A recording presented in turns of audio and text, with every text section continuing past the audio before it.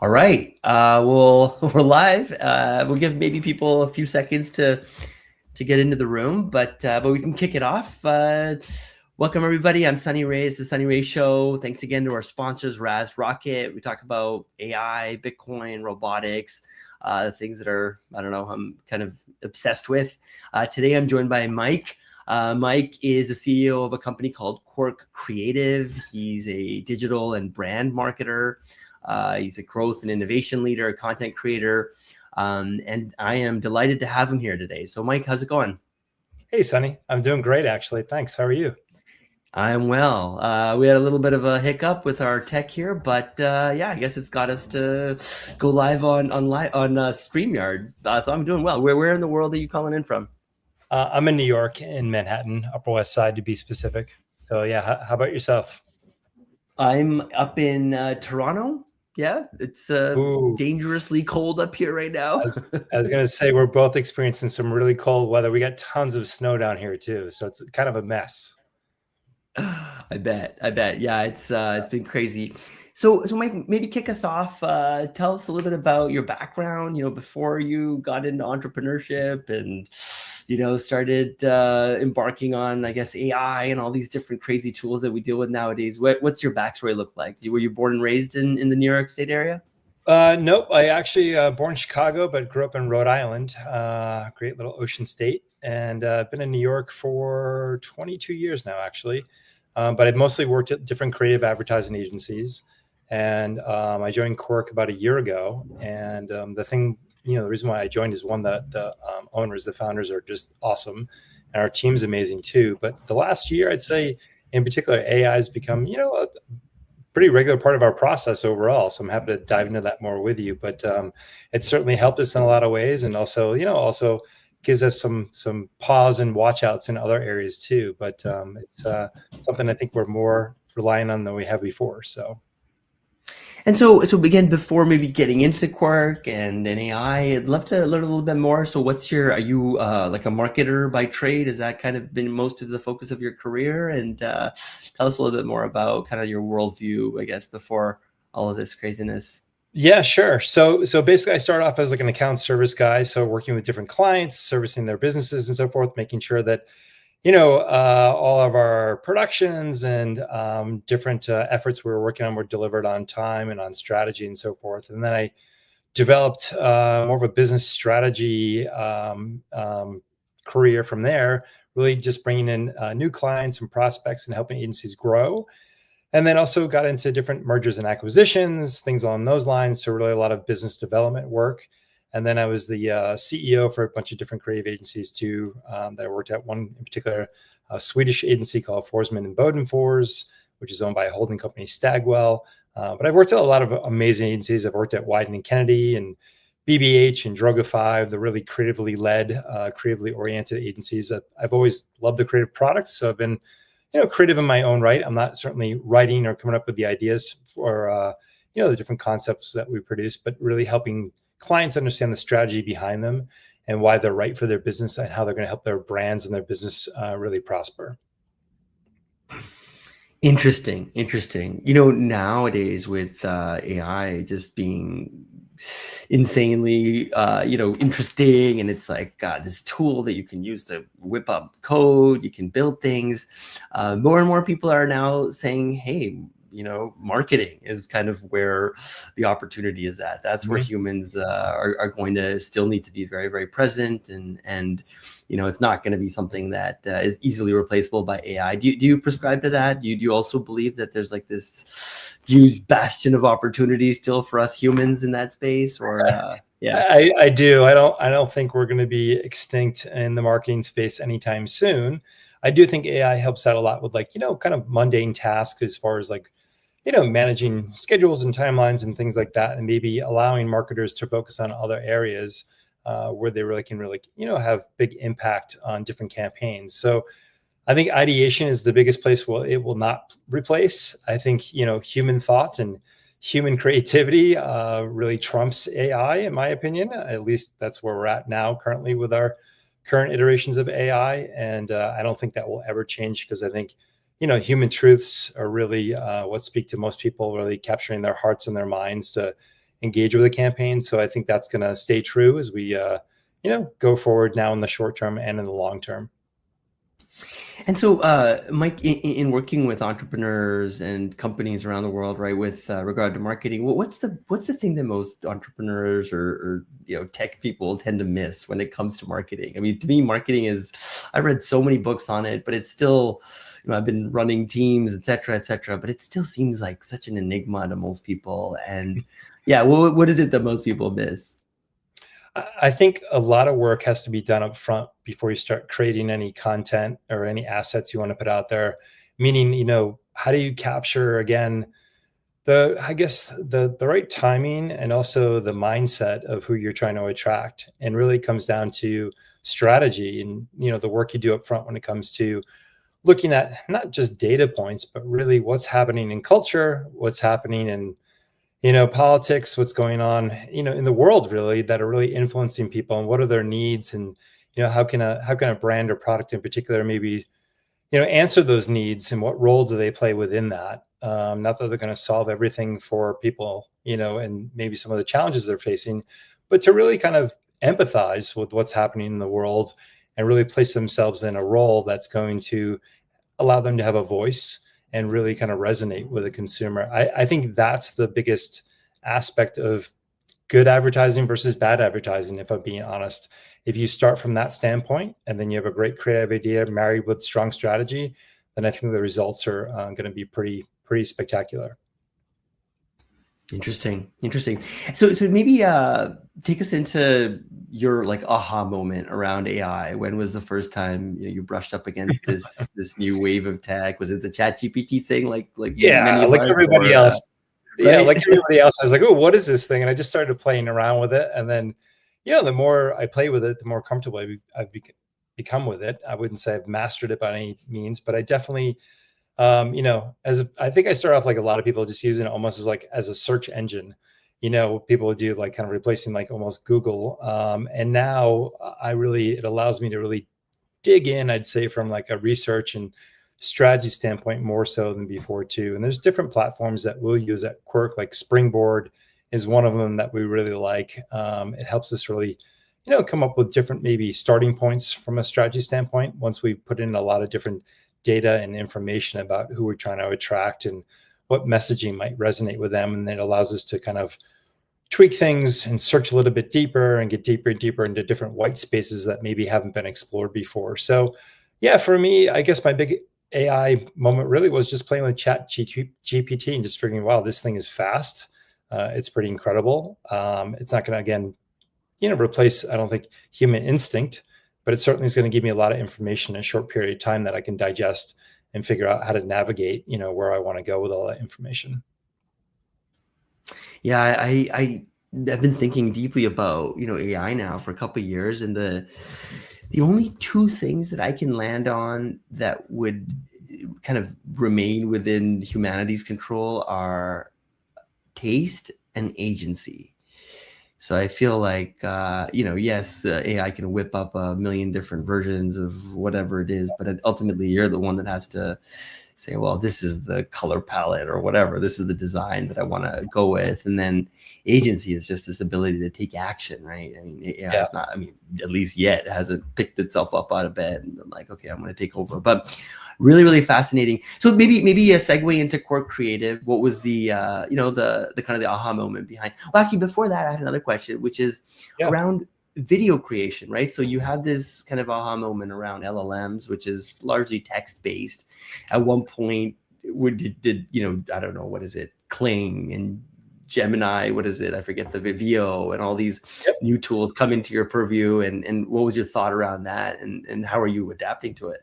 Yeah, so we never use AI for ideation purposes. Our amazing, talented creative directors are coming up with those ideas, but we will use it in our process. Like, part of our process is once a client buys an idea, we'll storyboard everything out so they can see, frame by frame, how we're going to shoot things and capture everything on video. And we use AI for that, actually. It's been great. It's a time saver.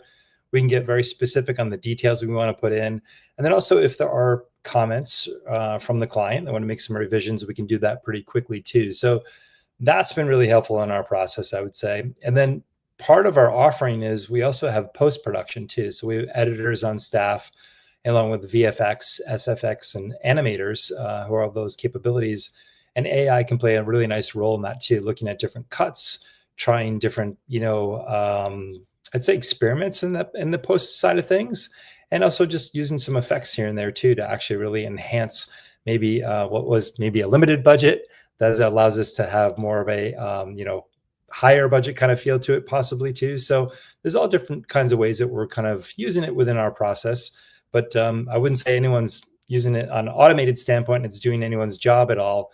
But definitely our team is really learning along with it as to how it can strengthen their skill sets and also strengthen what we're producing for our clients. I find that there tends to be a tremendous amount of fear around AI, and as a result, apprehension to adopt it and leverage it. How have you wrestled with that, and how do you kind of draw the benefits and the opportunities out of this new evolving tech versus, curling up into fetal position? Yeah, well, I mean, if you think about, human nature, I mean, we all need to serve a purpose, right? We all need to play a role, or else we don't feel like we belong anywhere. And I do think there is that fear that's in existence for a lot of people with AI. And I'd say myself and our team probably went through stages of that too, and talking about, well, what is the role of it? Because we obviously don't want to replace staff or people, with AI, but we certainly want to allow people to free themselves up to put themselves in a situation where they can tap into the largest strengths and their skill sets and leverage those, and maybe have AI take over for some of the more mundane of the work. So I think it's like anything. Once you start flexing those muscles and you see what it can and can't do, you become more comfortable with it. So we've just encouraged everyone to spend time doing that. And so we've signed up for a lot of different subscriptions for them, allow them to play with it on their own time, or use it as a part of our development process. And I think everyone's becoming more and more comfortable with it. Some more so than others, just like any new technology. You have early adopters, and you've got people that are a little bit more of a Luddite, probably like myself. I think we're getting to a place where, again, we're feeling more and more comfortable with it, but we know not to rely on it too heavily, as if we're becoming complacent and lazy and disconnected from humanity. So that's not a place we ever want to go. Well said. So now maybe take us into the Quirk Creative story. What's the problem you saw in the industry that you guys are seeking to solve? Yeah, so this is a founder story, which I'm not the founder. So the founders are a married couple, Merrill and Galen Draper, and they started the agency 11 years ago. And a lot of, I think, their biggest observations for why they started the agency was that they were coming from two big agencies owned by big holding company, a lot of inefficiency, a lot of from both I'd say a cost and also a time frame standpoint. And so they said, well, we think we could build something smaller and leaner and more efficient. And so they did. And Galen has a creative background. Merrill's more of an business background. And so they complement each other really well. And they developed really a business that was more like direct response TV to start off with. And, I've come in the last year plus to extend our offerings a little bit, grow the agency. They've stepped away from the day-to-day business. They retain ownership. And, we're still producing a lot of DR TV, but we're doing more so branding work as well. We're doing a lot of social work on Meta, TikTok, etc. And, really our story is the fact that the way we're structured is very different from most creative ad agencies, where we have not just people who come up with the ideas who are writers and art directors, but we also have commercial directors on staff.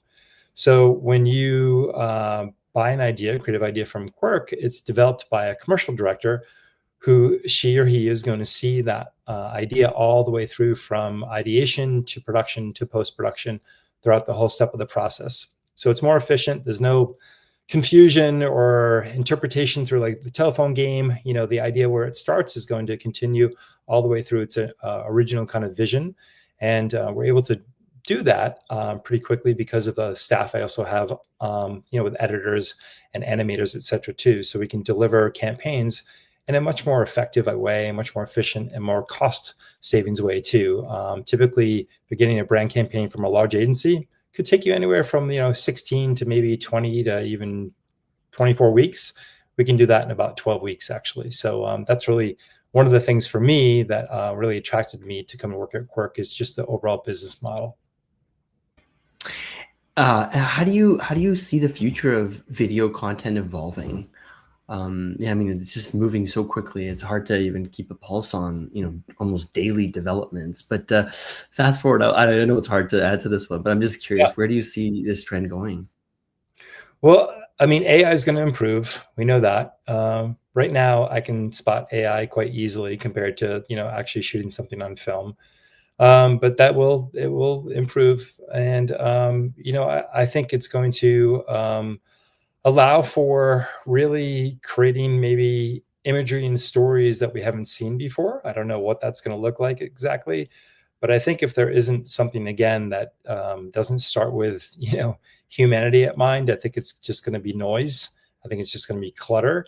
And so forth. So I think that's always going to be really important, how you drive the stories and really develop the stories to actually have AI probably live up to its potential, or else you're just going to have a lot of static out there. So, but I think the future of it really could be useful. There's a lot of existing footage that's out there already in the world that's been created that maybe is just collecting dust, or it's gone into the waste bin. And I think AI maybe could repurpose that, use that to maybe give it a new life, a new story, and really kind of just enhance something that's already been built and spent, and could repurpose it basically. So that's one way that I think of AI. But God, if I could predict that future, Sonny, I think I'd probably be probably in a better position to monetize AI a lot better than I am right now. So I can't really predict it, but I do think the trend will be to use AI to really maybe enhance a lot of existing footage that already exists. Interesting.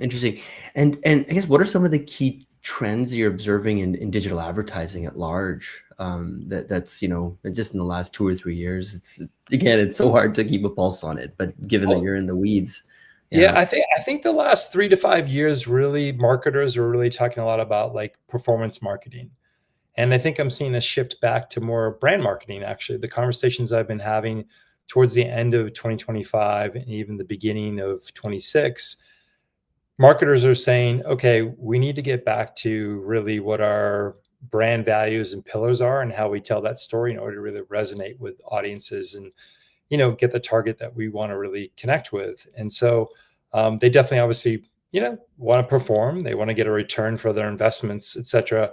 But I think that's becoming almost secondary to branding overall. So it's almost like a movement of brand response, as opposed to one or the other, where the two worlds are coming more closely aligned with each other. That's really the biggest trend that I'm seeing right now in the short term. Very interesting, Mike. Well, Mike, help me land this plane. Tell people where they can learn more about yourself, where they can plug into the Quirk Creative community, and yeah, if people want to double click on the interview, where do they go? Yeah, thanks. I appreciate that. So yeah, anybody can find me on LinkedIn. It's Mike Densmore, as you see on the screen right there. So that's really easy to search. And then our website for Quirk Creative is findyourquirk.com. Again, findyourquirk.com, and you can see our work there, see our team, and learn more about us. And hopefully, maybe someone will contact me and set up a meeting and talk about whatever you want to talk about, potential project together or anything else that comes to mind. So yeah, just check us out when you can. Awesome. Thanks, Mike. That was awesome. And thank you for everyone that tuned in to listen. And until next time. Yeah, Mike, just All right. hang out for 1 sec. I'll just bring this one to a close. Thank you, Sunny.